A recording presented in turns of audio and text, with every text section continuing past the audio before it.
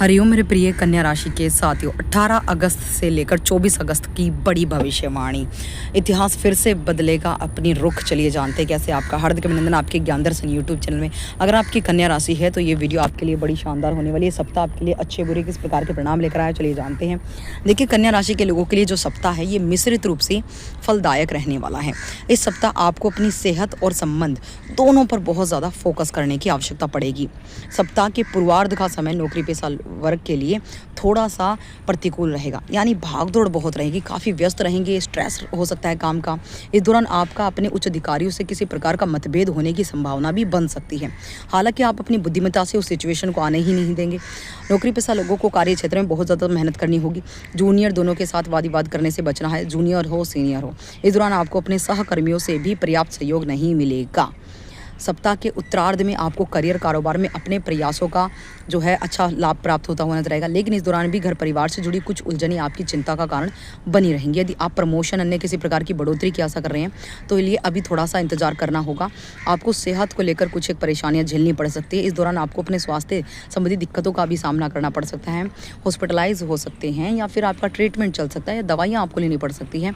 और मौसमी बीमारी या किसी पुरानी बीमारी के उभरने के भी योग काफ़ी लोगों के लिए बने हुए हैं, जो काफ़ी जिनका शरीर होता है, जो बहुत ही जल्दी बीमारियों की चपेट में आ जाते हैं। उन लोगों के लिए समय थोड़ा सा मुश्किल भरा है, तो अपना ख्याल रखें, स्वस्थ रहें, स्वस्थ संतुलित आहार लें, व्यायाम करें, स्ट्रेस को कम करें। पारिवारिक सुख की दृष्टि से यह सप्ताह आपके लिए मध्यम रहेगा, यानी सामान्य। इस सप्ताह छोटे भाई बहनों के साथ किसी बात को लेकर तर्क वितर्क भी हो सकता है। जीवन साथी की सेहत को लेकर चिंताएं आपकी बढ़ सकती हैं।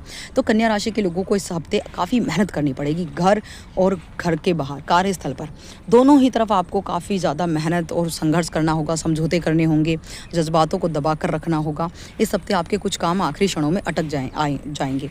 आपको सलाह है कि जायदाद, प्रॉपर्टी से रिलेटेड, संपत्ति से रिलेटेड संबंधों में सोच विचार कर निर्णय लें। किसी से वाद विवाद करने से बचे। अगर आप यात्रा पर कहीं जा रहे हैं तो घर की सुरक्षा की पुख्ता इंतजाम करके जाएं। परिवार में विवाद की संभावना है और जीवन साथी से अपेक्षित सहयोग ना मिल पाने की वजह से मन भी थोड़ा भारी भारी हो सकता है।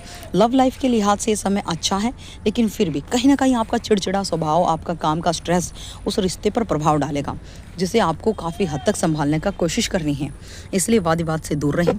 जितना हो सके जो है नॉर्मल बातें कीजिए, एक दूसरे के साथ टाइम स्पेंड कीजिए, शायद आप जो है अपने स्ट्रेस को कम कर पाएँ।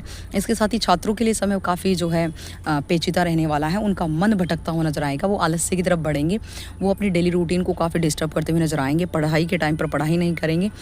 ऑल टाइम मौज मस्ती के योग बने हुए हैं, तो इससे आपको बचना है, नहीं तो आप अपनी प्रतियोगिताओं में, अपने लक्ष्यों की प्राप्ति में बहुत ज़्यादा पीछे रह जाएंगे।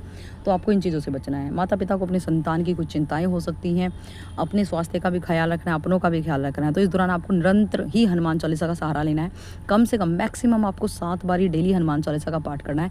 उस अभिमंत्रित जल को खुद से ग्रहण करना है, ताकि वो एनर्जी आपको शक्ति दे, आपके साहस पराक्रम में वृद्धि करे, क्योंकि मंगल आपके लगन में बैठे हैं। तो कहीं ना कहीं कभी आपका आत्मविश्वास चरम सीमा पर होगा, कभी आपका बिल्कुल शून्य होगा। इस तरह की स्थिति भी आपके साथ बनेगी। क्रोध भी बढ़ेगा और क्रोध से लड़ाइयाँ भी बहुत होने वाली।